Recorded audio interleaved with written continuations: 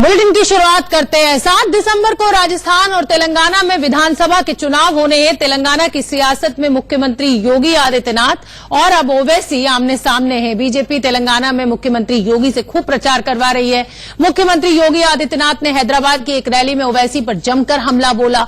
मुख्यमंत्री योगी ने कहा कि अगर बीजेपी की सरकार बनी तो ओवैसी को भागना होगा। मुख्यमंत्री योगी के बयान पर ओवैसी ने पलटवार किया। ओवैसी ने कहा कि योगी को इतिहास की जानकारी नहीं है। तो अब योगी आदित्यनाथ और एआईएमआईएम के ओवैसी असदुद्दीन ओवैसी आमने सामने हैं। एक दूसरे के ऊपर वार पलटवार का दौर चालू हो गया है। क्या कुछ कहना है दोनों का, वो सुन लीजिए आप। और एआईएमआईएम के ओवैसी असदुद्दीन ओवैसी आमने सामने हैं। एक दूसरे के ऊपर वार पलटवार का दौर चालू हो गया है। क्या कुछ कहना है दोनों का, वो सुन लीजिए आप।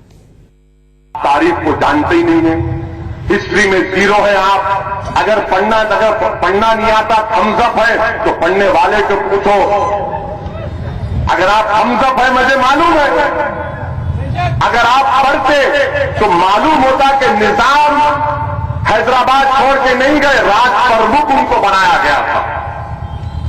मीर उस्मान अली खान को राज प्रमुख बनाया गया था।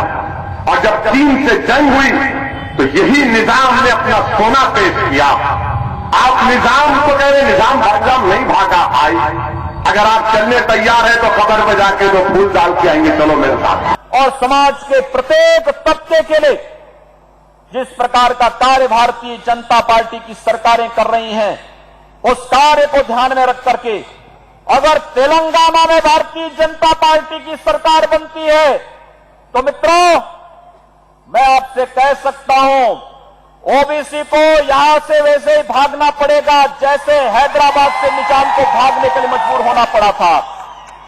और यही कहने के लिए आए हैं, भारतीय जनता पार्टी सुरक्षा सबको देगी, लेकिन अराजकता फैलाने की छूट किसी को नहीं देगी।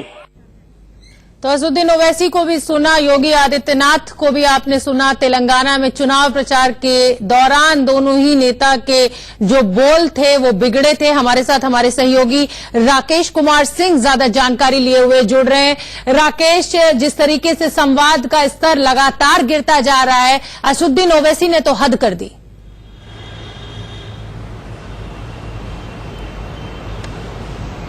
देखिए, साफ तौर पे तेलंगाना को जिस तरह से वहां पर प्रचार अंतिम चरण में है और वार प्रतिवार जिस तरह से किया जा रहा है, जिस तरह से आपने देखा कि उत्तर प्रदेश के मुख्यमंत्री ने सीधे तौर पर एक तरह से चुनौती दी, क्योंकि वैसी किस तरह से हैदराबाद में उनका एक समानांतर उनकी चलती है और उसी को ध्यान में रखते हुए सीधे वार किया और कहा कि अगर बीजेपी की सरकार बनती है तो ओवैसी को यहां से छोड़कर जाना होगा।